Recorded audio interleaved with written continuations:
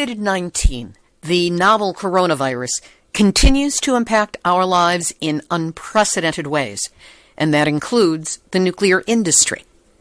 While the nukesters are busy cranking out PR talking points about how wonderfully they are doing and pushing for big bailout money from Congress, they are proposing longer work days for necessary staff and having online workers shelter in place at reactors for the foreseeable and unforeseeable future.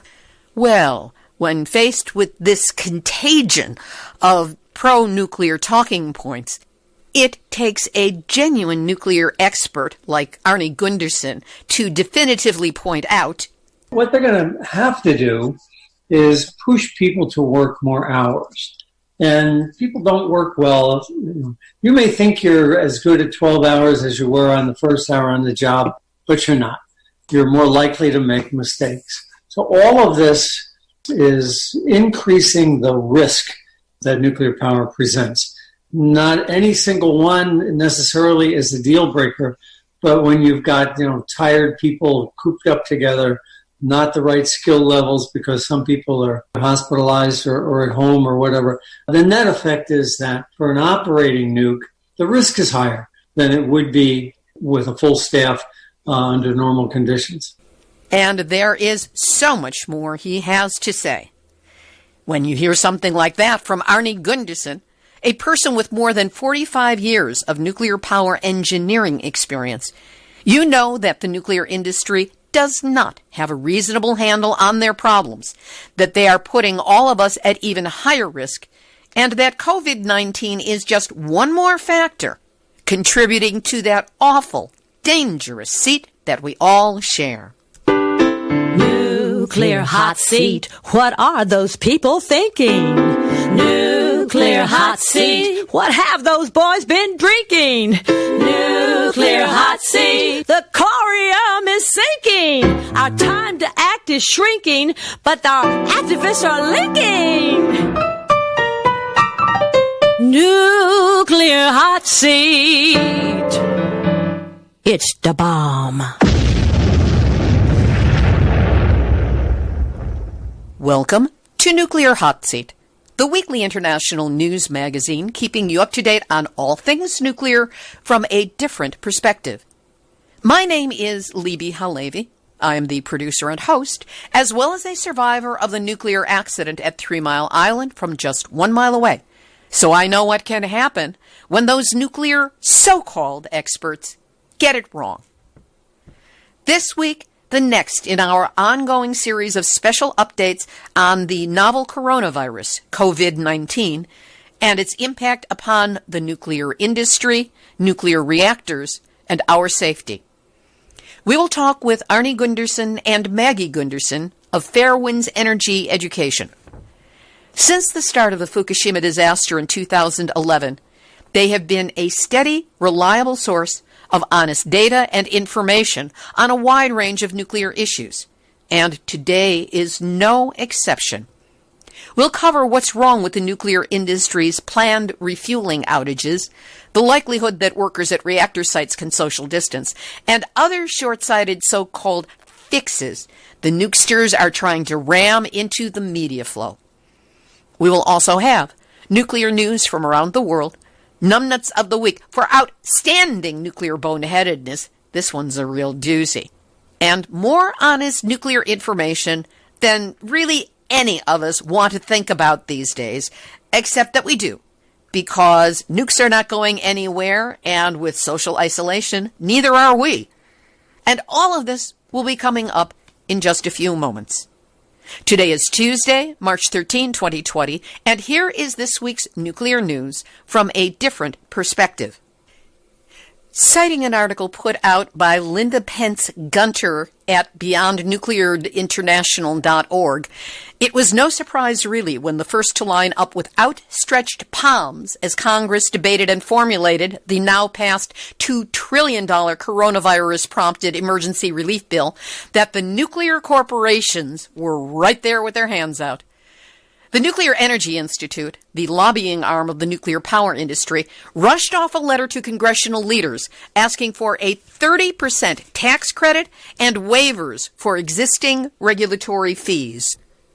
Friends of the Earth joined the chorus accusing the nuclear power industry of exhibiting, quote, disaster capitalism at its worst. According to various newspaper accounts, not only is the industry asking for that money, but it is simultaneously stockpiling food, beds, laundry, and other supplies for workers. At the same time, they have announced that they will no longer be allowing the release of information as to how many workers have either become sick or have tested positive at any nuclear site in the country. Nuclear power generation is not currently an essential industry because COVID-19 has reduced the load of what is needed in this country, and there is currently an energy glut. So what they are putting out is a false narrative. While as of March 27th, the Nuclear Regulatory Commission revealed that it will not be publicly reporting COVID incidents at U.S. nuclear power stations. And while we do know that as of March 27, the U.S. Nuclear Regulatory Commission has revealed that it will not be publicly reporting COVID-19 incidents at U.S. nuclear power stations, we do know that at Diablo Canyon Power Plant in Northern California, Pacific Gas and Electric has asked all but essential employees to telecommute or just stay home. At the Fermi 2 nuclear reactor in Michigan on the shores of Lake Erie, owner DTE Energy is asking to delay repair work inside the reactor that was previously deemed necessary, asking to wait for the next refueling outage, which could be in 18 months to 2 years. We'll have more on Fermi 2 and all the COVID connection with nuclear on this week's featured interview. But now... Nuclear hot seat, nuclear hot seat, nuclear hot seat, numbnuts of the week. A different kind of numbnuts. This morning, I caught a post on Facebook from George Takei. You would probably know him as the man who played Sulu on the original Star Trek TV series. In this post, he proudly wrote of being honored to be chosen as the final torchbearer for the 2021 Olympics, the one who would run around the stadium and then climb the stairs to light the eternal flame. I caught this story at the last minute while I was in production and quickly overthrew my previously selected numbnuts of the week because, man, nothing could top this one. And I loaded it up with all the rage and vitriol and sarcasm that I could possibly put into my voice. I even promoted it as part of my social media posts about the show once I was putting it up. But only a short time ago, after the show was long out on Twitter, on Facebook, on social media, sent out to all the distributors, only then did I discover that this was George Takei's April Fool's joke. Well, ha, ha, Sulu. That post was really tone deaf if you understand anything about the people from Fukushima and what they have been going through in light of the Olympic torch relay and all the rest. And it was so horrible and such a really brilliant manipulation of loyalties that it seemed believable to those of us who understand exactly how venal Prime Minister Abe, the International Olympic Committee, and the PR minion that's been putting together their campaign to convince everybody that the Olympics are fine and Fukushima is fine, Dentsu Public Relations, how horrific all of those entities can be. It seemed realistic. Well, yuck, yuck, Sulu. I fell for the hoax. And maybe because of me, a lot of other people did too. My sincerest apologies to all, and that's why, this week, I, Libby Halevi, the producer and host of Nuclear Hot Seat, am unfortunately, and with mud on my face, this week's Nuclear Hot Seat, numbnuts of the week. Here's this week's featured interview. The nuclear industry is both touting its plans to keep the nukes running and covering up its numbers of sick, coronavirus positive, and absent workers. What does that mean regarding our nuclear safety? To find out with some specificity, I contacted two of the best informed people that we've got in order to get a read on what's really the truth. Arnie Gundersen has more than 45 years of nuclear power engineering experience. He holds a nuclear safety patent, was a licensed reactor operator, and is a former nuclear industry senior vice president. During his nuclear power industry career, Arnie managed and coordinated projects at 70 nuclear power plants in the U.S. Maggie Gundersen founded Fairwinds Energy Education, a 501c3 nonprofit organization, and did so in 2008. Its mission has remained to educate the public about nuclear power production, engineering, reliability, and safety issues. She also has a history as well as expertise within the nuclear power industry.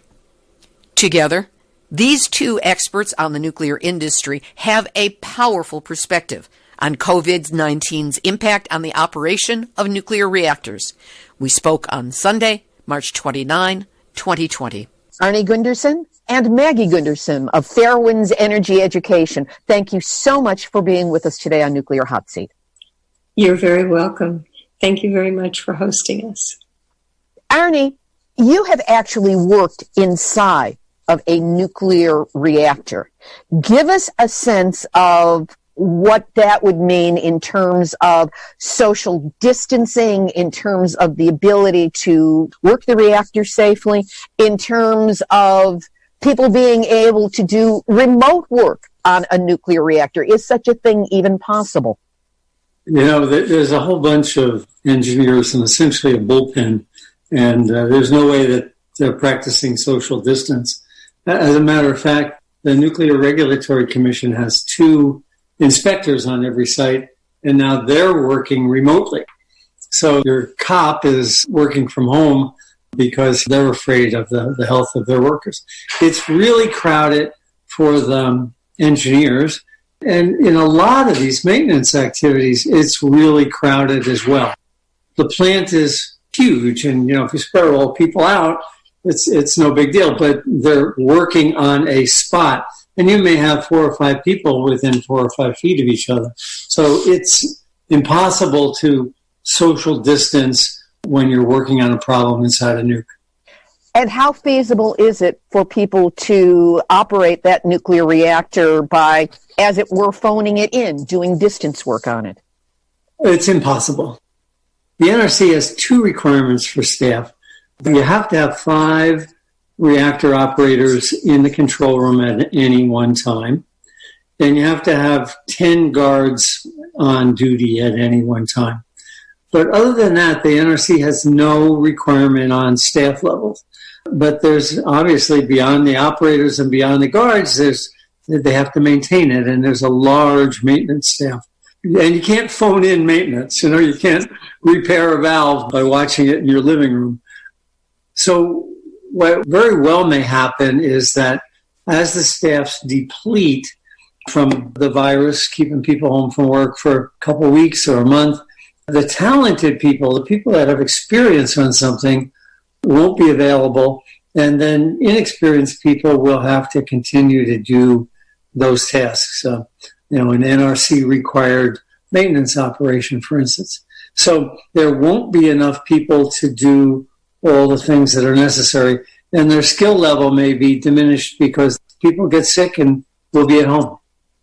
The NRC is saying, or the industry is saying, that they plan to expand their facilities so that perhaps people can shelter in place, the engineers can shelter in place at the actual nuclear reactors in order to allow them a certain amount of safety. At least that is their supposition. How feasible is that? I think that's infeasible for several reasons. Because COVID incubates anywhere from 2 to 14 days. If they'd started this earlier, they could have protected their people. But now these people could have been exposed in a myriad of ways, and they may then get quarantined on the site, but get really sick. And then the people that they're working with in these pods of workers will also get contaminated.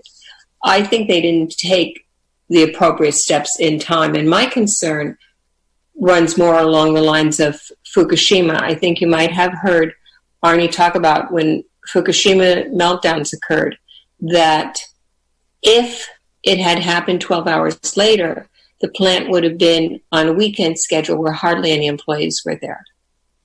And that would have meant there were not enough employees to even handle what they had to handle.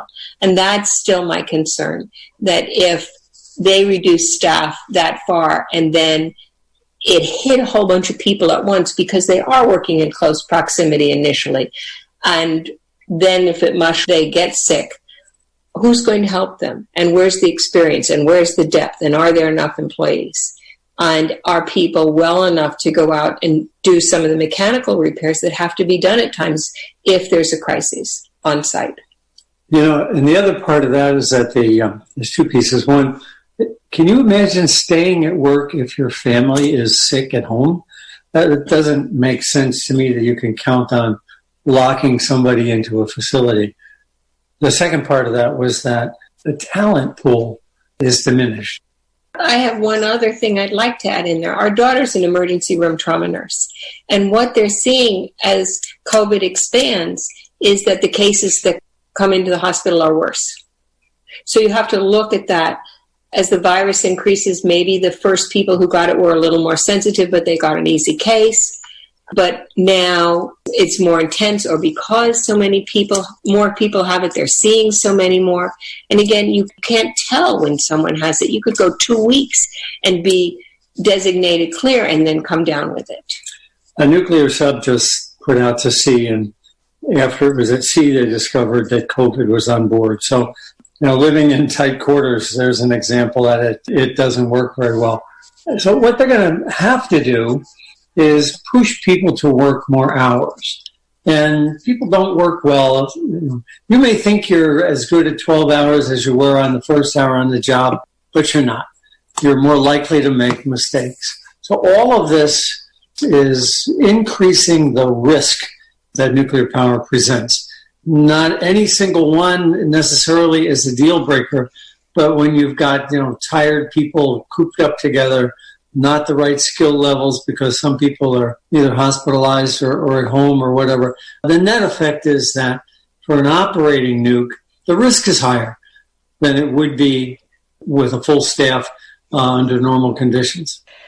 Last week on the show, I was able to report that there were either confirmed cases of COVID-19 or people who were suspected of having it and were being tested at various nuclear facilities around the country, including Y-12 and also at Hanford. Since then, the announcement has come, I forget if it's through the NRC or through Nuclear Energy Institute, that they will no longer be reporting on whether anybody on site has been sick or is being suspected of being sick and being tested. What's your response to that? It's sort of par for the course, but I could add another one to the list. By the way, the Vogtle plant in Georgia is already experiencing an outbreak of COVID. Now that plant's not operating yet, but it has to happen. That we shouldn't be surprised when your local nuke gets some people on the staff that have COVID, and over time it spreads throughout the facility. It has to happen. It would be nice if we, the public, knew that, and I can't understand why that's somehow considered top secret, but hey, it's inevitable. We were talking with Dave Lockbaum, who's former member of Union of Concerned Scientists, and we had a group discussion about this very issue.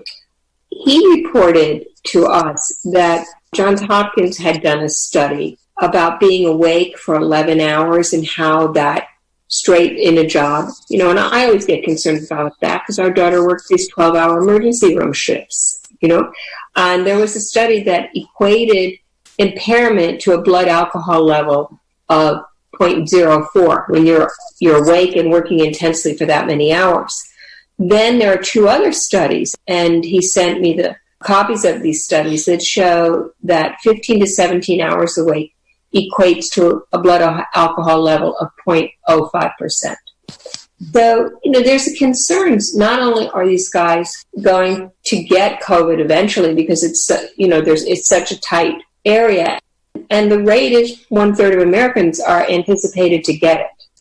So when you look at that, and then you put in the fact of them being locked up on site and working these extensive long hours, it's going to lessen their ability to perform. And there are medical schools that have brought this data and studied it, brought it forward.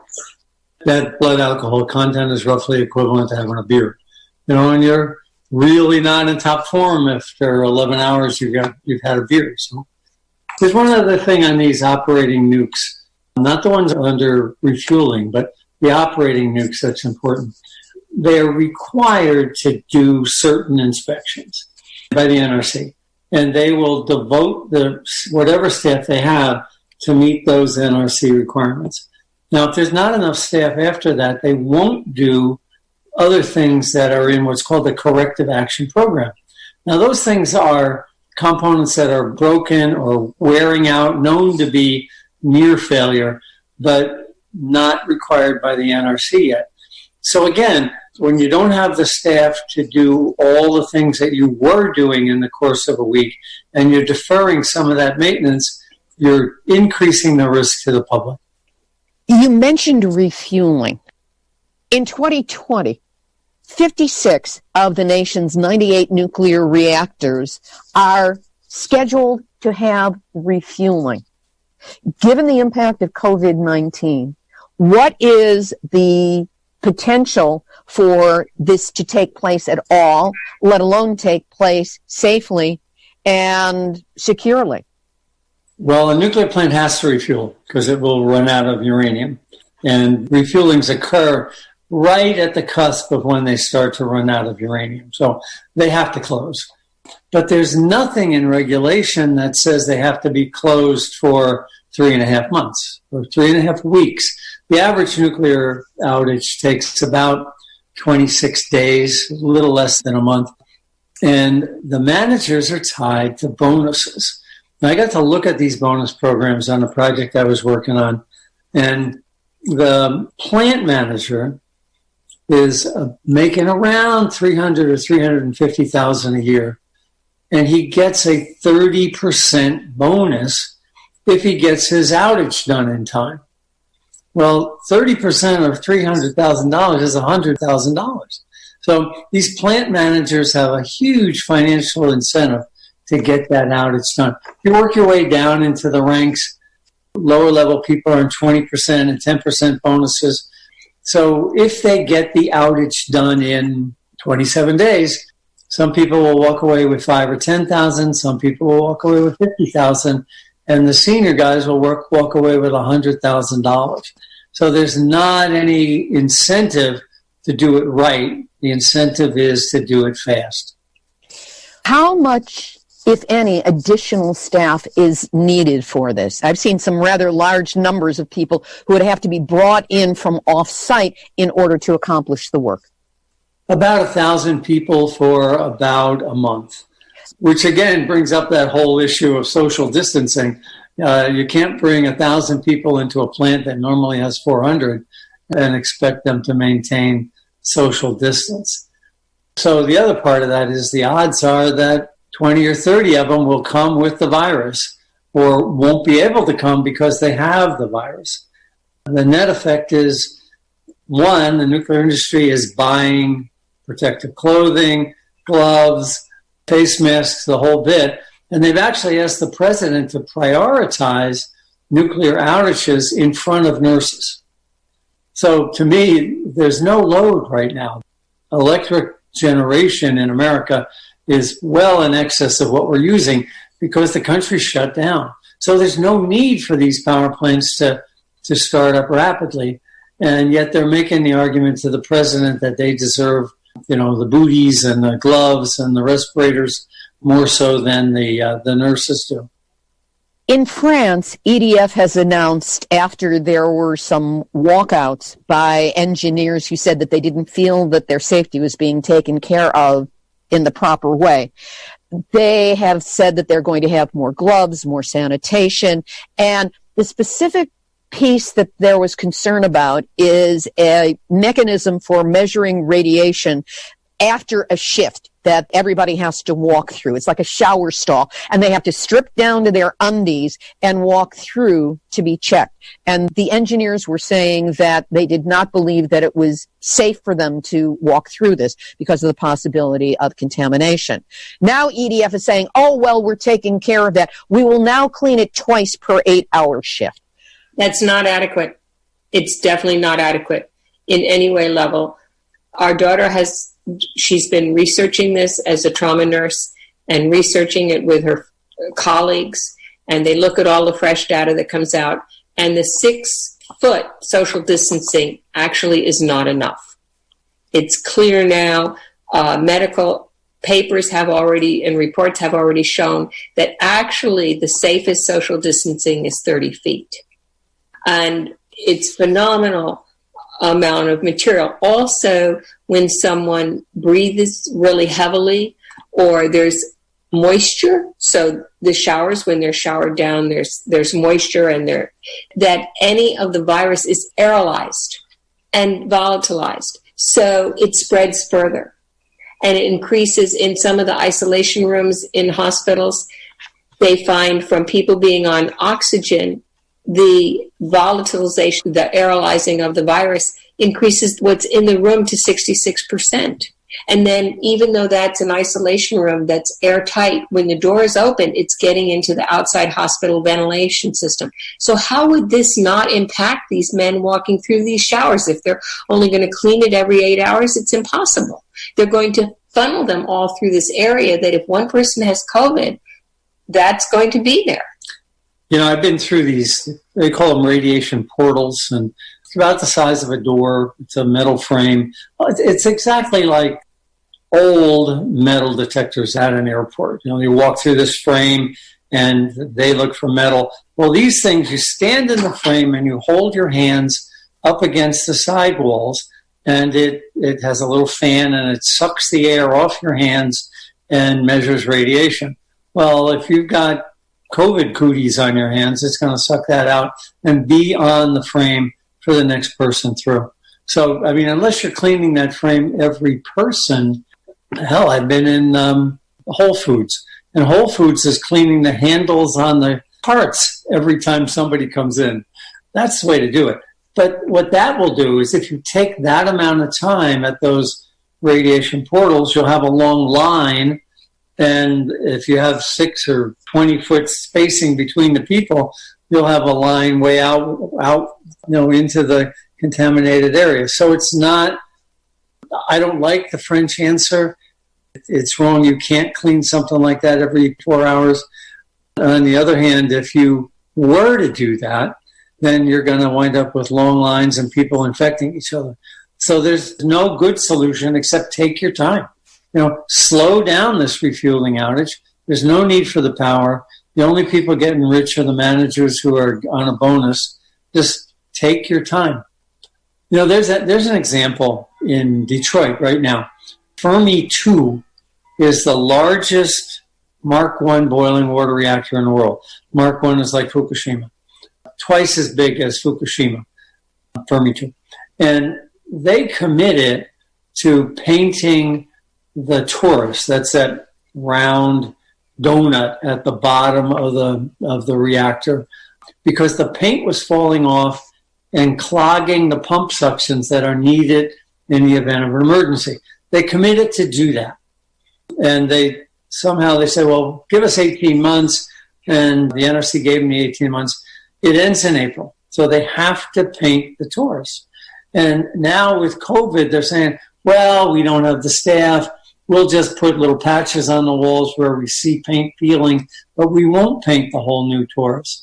And because they don't want to do it properly, they'd rather do it fast, they're risking the health and welfare of Detroit.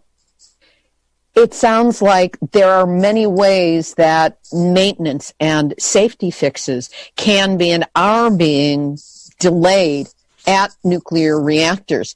One of them that Ed Lyman, who you mentioned earlier, talked about was that there was an inspection of North Carolina's reactor McGuire 2, and a pressure vessel head was found to be in degraded condition at one of the control rod nozzles. Presumably it was cracking.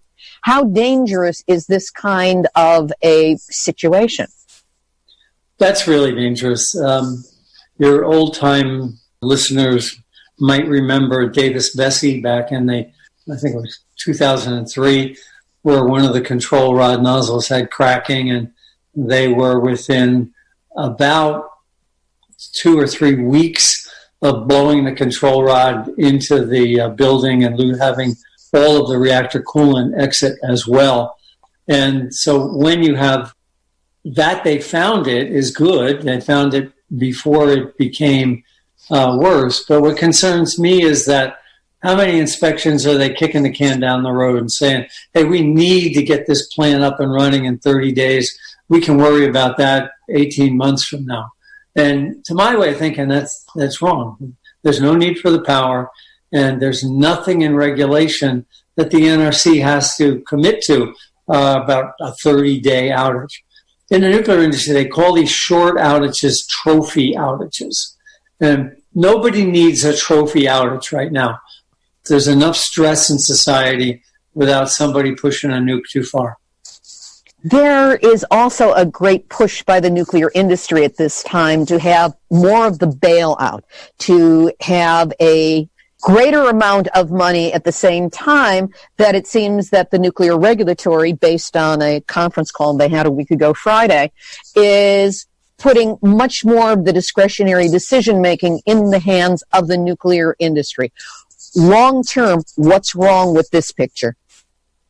The industry does not like to regulate itself. It does not. And when you have a corporation regulating itself, you have, for example, in California, the fires that happened from PG&E not trimming properly and not upgrading the lines as they could have and should have. Or you have the Diablo Canyon nuclear reactor. Let's look at that one, where the equipment is so old, the plant shouldn't even be running. It's still analog equipment. If it fails, there aren't any replacements even available.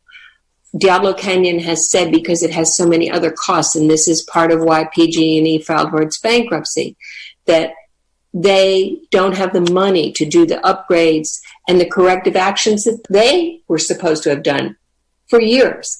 And Arnie did a whole report that was filed. Fairwinds did the report, filed with the California Public Utilities Control, that shows thing after thing after thing that hasn't been repaired. I mean, even the doors don't close correctly. Now, let me give you a different example than that.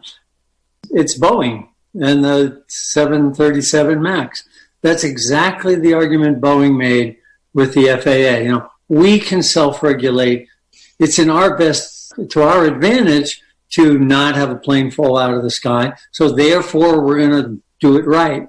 And they also put a lot of pressure on the FAA through their congressmen and senators. And the net effect was the FAA backed off and 2 airplanes crashed in less than a year. So this issue of self-regulating, being a good capitalist would make sure that it's safe because it's good for the business. Well, what's good for the business in the long haul is not good for the managers in the short haul because they're all on bonuses tied to stock price increases or whatever. The net effect is that this is an industry that needs more regulation as these plants get older, not less. And one more part to that. You said you were talking about what the bailouts are and that they're looking for bailouts. Well, the industry is always looking for bailouts. The nuclear industry wants the taxpayers to cover everything for them. That's why plants like Vogtle, which isn't finished yet, or VC Summer, which has been officially shut now in South Carolina and was under construction, is nothing but a hole in the ground, and left all South Carolina people with all these extra fees. They did CWIP, construction work in progress. So they're billing for people people now who are never going to see this power are paying for it. And they're like Vogel, years behind their deadlines. And now what are they going to be saying? They want more things, more money right now, bailout money too. And just because they're how many years over budget, Arnie? No, they're 5 or 6 years behind schedule and double what they claimed they were going to cost. There's a big pot of money there. There's a headline in the New York Times talking about, there's $2.2 trillion that the feds are going to be giving away. And the lobbyists are salivating. And that's not just the people that need it, but it's cruise ship lobbyists or nuclear power lobbyists. If they can divert a couple billion out of $2 trillion, hey, nobody's going to notice it. It's wrong, and that money would better be going to ventilators for our daughter, the nurse, than it is for corporate bailouts. If, heaven forbid, there was a mishap, let's use that mild term on it, at a nuclear reactor, what would happen? Especially with the pressure that's on first responders these days with COVID-19. What kind of response would be required, and how likely is it that it could actually happen appropriately? I don't think it could happen appropriately. Let me take the look from South Carolina. Before our daughter became an emergency trauma nurse, she was an EMT, paramedic, full paramedic with Charleston County EMS. And that's a big outfit. They had radiation detectors on their rigs, all the rigs. And so I was really thrilled that they had that when she first joined them. But none of them were ever trained in how to use it. No one looked at those. No one looked at calibration. No one taught the team how to use it. They have no gear. If there's a mishap, if there's radiation release, if there's, heaven forbid, a meltdown or something like that, the crews have nothing to protect them. They don't have any of the suits that they need. They have no dosimeters. They have nothing.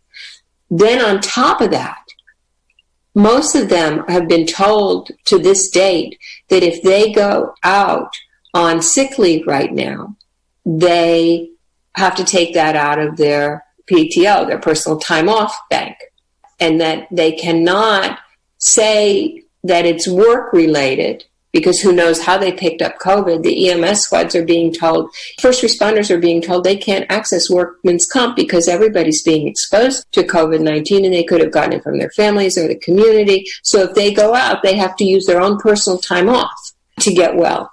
And then they're being exposed all the time, and they don't have the right gear either. They don't have the spacesuits that you're seeing at the test sites. None of them have the right gear to even respond to COVID, let alone to go out to a nuclear debacle and try and respond there when they haven't been trained. It's absurd. So the emergency response system is already stressed to the limit. And if there's another emergency, it's going to snap. Can you imagine taking people who should be 20 feet apart or even 6 feet apart and putting them all in a high school gym, because that's the evacuation point, plus the fact, like Maggie said, that all these EMS people are already stressed to the max. I think one more insult to the system would cause it to snap. Paul Gunter was on the show last week, and he pointed out that there is a huge contradiction between shelter in place for COVID-19 and, should it come to pass, a nuclear accident in the area, which means, get out of Dodge as quickly as you can, and that the two are mutually exclusive from each other, and which one do you follow? Can I reframe something for a minute? We never use the term that there's a nuclear accident. We'll use calamity, debacle, disaster, because how can it be an accident when the nuclear industry forecasts the risk and says that to produce electricity, a certain number of people will get sick or die, and that's okay. That's the risk forecasts. I will change my language accordingly. Thank you for that correction. Well, we've just reframed it because the term accident is something that the nuclear industry loves. Oh, it's like a owl hit the windshield when you're driving, or a tree fell across the highway in a terrible storm. That's an accident. But when you know that every so many years every so many days of operation, there's a higher risk of a nuclear plant having a meltdown or a major radiation release. And you're going to take that chance that this much electricity to the public justifies this risk. That's not an accident. That's probabilistic risk assessment and playing with the value of people's lives. Thank you for that course correction. Arnie, I believe there was something that you wish to add about bonuses, and also if there's anything else that you would like to add at this time. There's two things, and bonuses are certainly top of the list. When we lived up in Vermont, I had a chance to talk to a really senior guy in NRC Region 1 about the bonus structure that the people of Vermont Yankee and every single utility around the country works under. And, as I discussed, some of these guys are walking away with $100,000 a year in bonuses. So the NRC's position is they don't look at salary structure at all. And I said to him, if an expedited refueling outage causes a disaster, and the reason for the expedited outage was that somebody stood to make $100,000, don't you think that's safety related? And their response to me was, well, after the fact, if we determine that a bonus stood in the way of adequate safety precautions, we'll take action. And my response to them was, well, that's fine. As the nuclear core is floating down the Hudson River, you're going to take action. Isn't that a little bit too late? The second thing, and it's almost laughable, but the federal government is saying that the coronavirus is showing why we need to have all our uranium come from inside the United States. And right now, only 10% of our uranium comes from the United States. Most comes from Australia and Canada, Kazakhstan, and the mine in the U.S. is owned by Russia. So in any event, the uranium mining industry is trying to get more uranium mining in the U.S.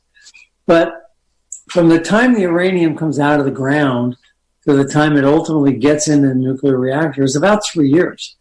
And they're saying, well, we need to be energy independent. We need to keep all this uranium. It would be an ecological disaster here in America. And financially, the reason we're going off to Australia or Canada or Kazakhstan is because it's cheaper. So the net effect is that the American government is now picking up the exact same tune of the American mining industry, saying that, we don't want worldwide illness to imperil our supply of uranium, when that supply train is 3 years long and it would be much more expensive to do it from another source. It makes absolutely no sense, but it is this administration kowtowing to the Western mining interests. And in addition to that, most of the uranium land that exists in the U.S. is on native sites. And so that is just supposed to be a justification to allow this administration to say, oh, yeah, it's just the Dakota pipeline was fine. Now reopening this native area to mining, even though they don't want it and they have a right to choose what happens in their lands. To override that and take executive privilege to do that is an executive order is disgusting.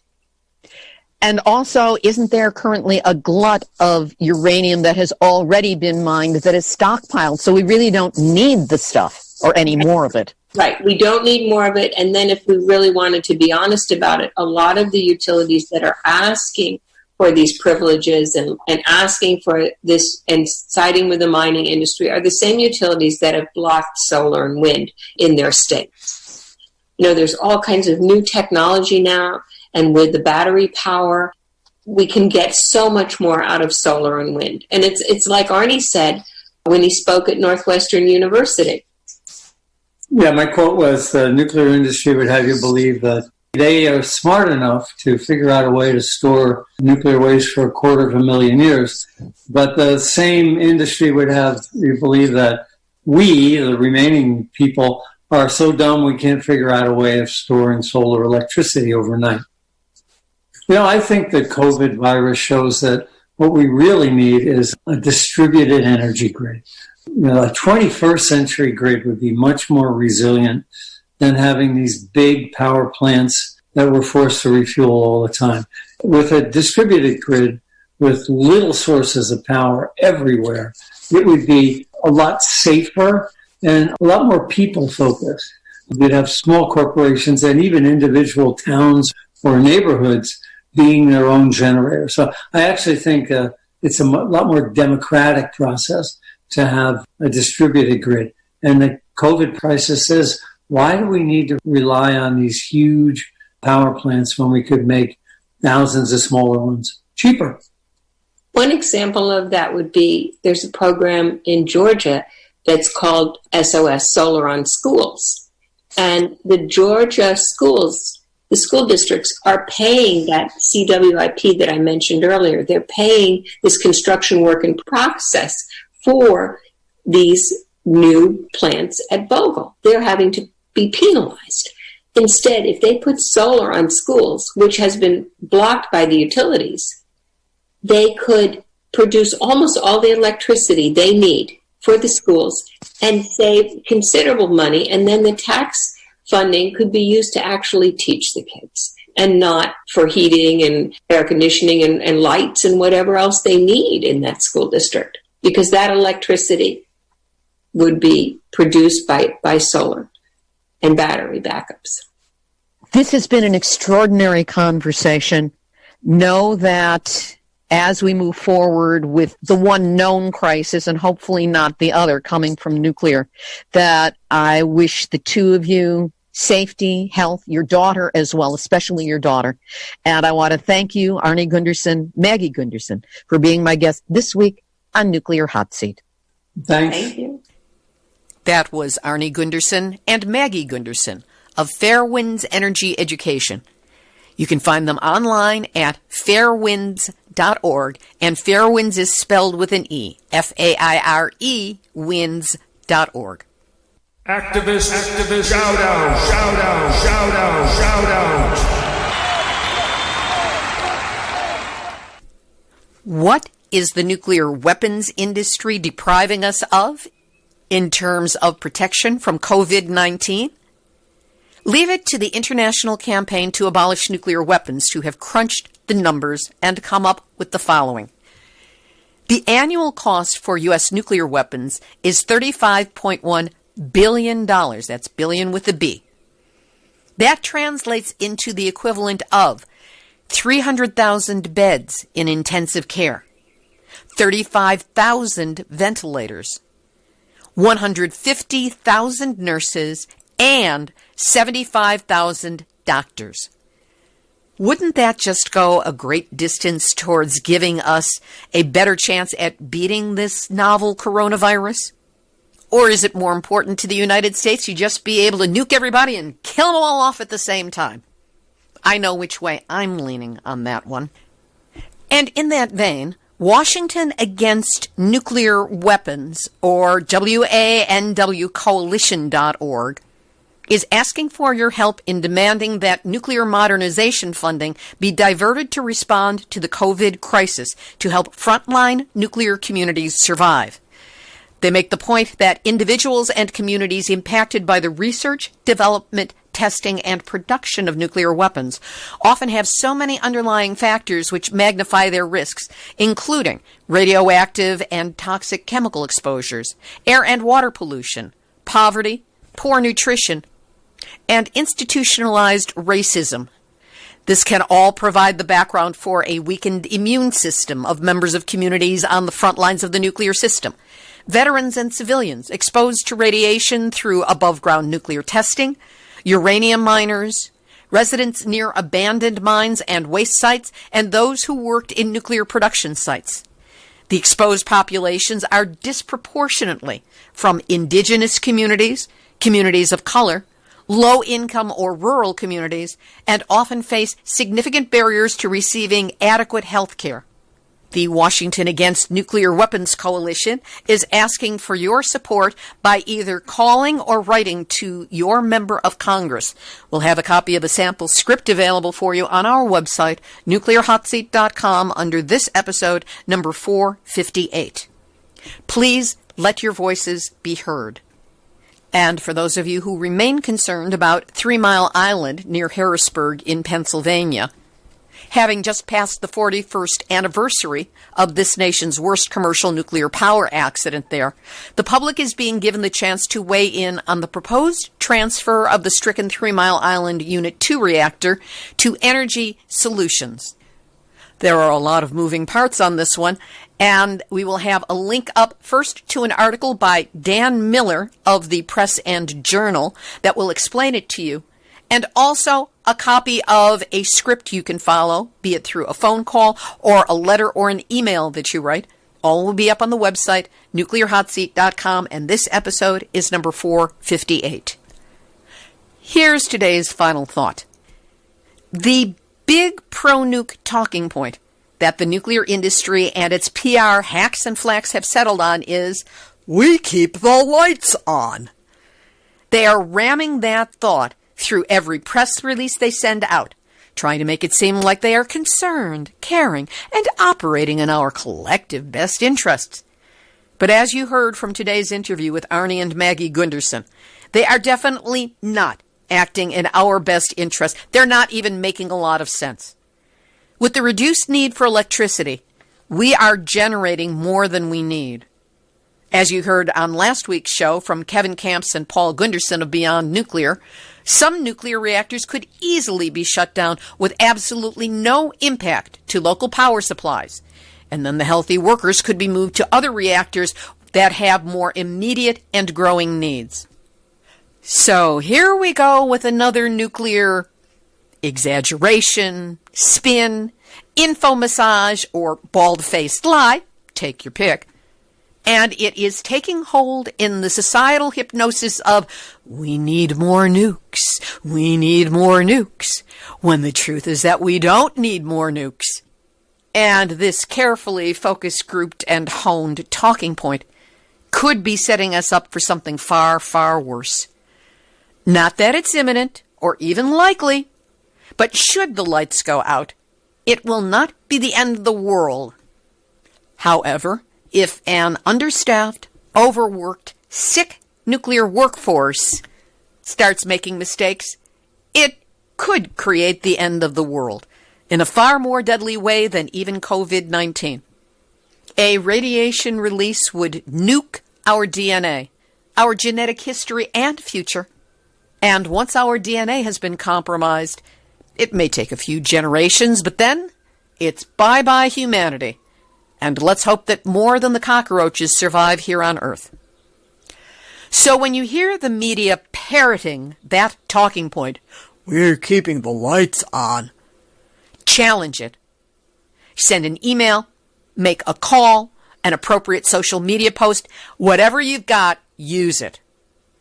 And in the highly unlikely chance that the nukes shut down and then at some point the lights do go out, I, for one, will not curse the dark. I'll light a candle and be grateful that the light that it sheds has absolutely nothing to do with nuclear. This has been Nuclear Hot Seat for Tuesday, March 31st, 2020. Material for this week's show has been researched and compiled from nuclear-news.net, deunrenard.wordpress.com, Beyond Nuclear, the International Campaign to Abolish Nuclear Weapons, or ICAN, Asahi.com, WANWcoalition.org, pressandjournal.com, commondreams.org, powermag.com, neutronbytes.com, seattletimes.com, Patch.com, Bloomberg.com, NewsTimesSLO.com, Telegraph.co.uk, MarianneWildart.wordpress.com, Ed Lyman, Paul Gunter, ToledoBlade.com, BusinessInsider.com, the Lying Spin Masters at World Nuclear News, and the Absent Without Leave Nuclear Regulatory Commission. Thanks to listeners around the world who keep me informed as to what the nuclear situation looks like from their perspective. And a big happy shout out to Pam Mole, one of the crew of volunteers who post Nuclear Hot Seat on social media around the world as she welcomes her newest grandchild, Thomas Elliott, born just this morning. Thomas, it's a crazy world at a crazy time, but hey, new life is always worth celebrating, and you've got a terrific grandma. A reminder that Nuclear Hot Seat is now available on all your favorite podcast platforms. So what are you waiting for? Subscribe. An even easier step is to go to our website, nuclearhotseat.com, scroll down to the yellow opt-in box, put in your name and email address, and you will get one email a week that has the connection to this week's show and a little bit of information about it. We're also going to be adding easy-to-copy and paste social media posts for Facebook and Twitter, so you can be part of helping us get the information out. And if you appreciate weekly verifiable news updates about nuclear issues around the world, take a moment to go to nuclearhotseat.com, look for that big red donate button, and send a donation of any size to us. We will really be grateful for your support. This episode of Nuclear Hot Seat is copyright 2020, Libby Halevi and Heartistry Communications. All rights reserved, but fair use allowed, as long as proper attribution is provided. This is Libby Halevi of Heartistry Communications, the heart of the art of communicating, reminding you to stay inside, take all precautions, and tell those you love that you love them. Because, hey, none of us knows how long we have, how long this thing will last. So share the good part of yourself, the sweet spot of your heart, and do it now. There you go. You have just had your marching orders, your nuclear wake-up call. So now, don't go back to sleep, because we are all in the nuclear hot seat. Nuclear hot seat. What are those people thinking? Nuclear hot seat. What have those boys been drinking? Nuclear hot seat. The corium is sinking. Our time to act is shrinking, but our activists are linking. Nuclear hot seat. It's the bomb.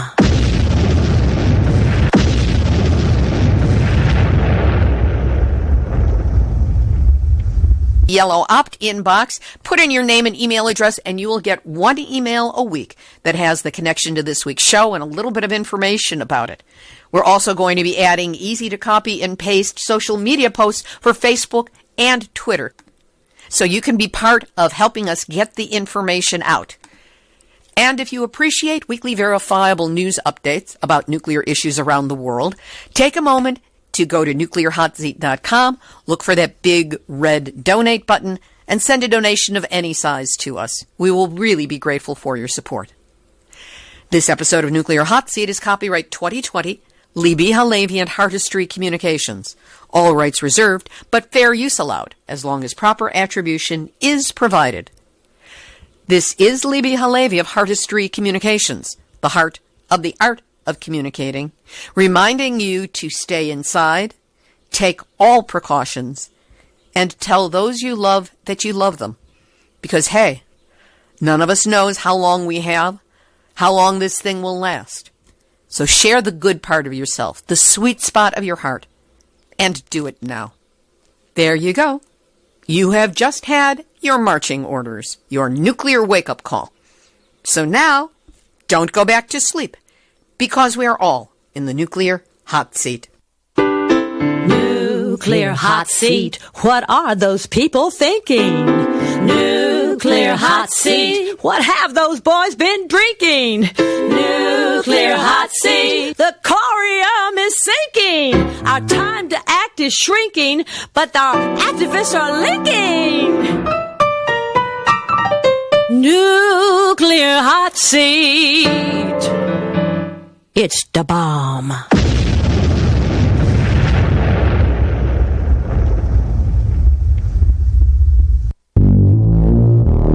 Question everything. Intelligent radio for intelligent people. UCY.tv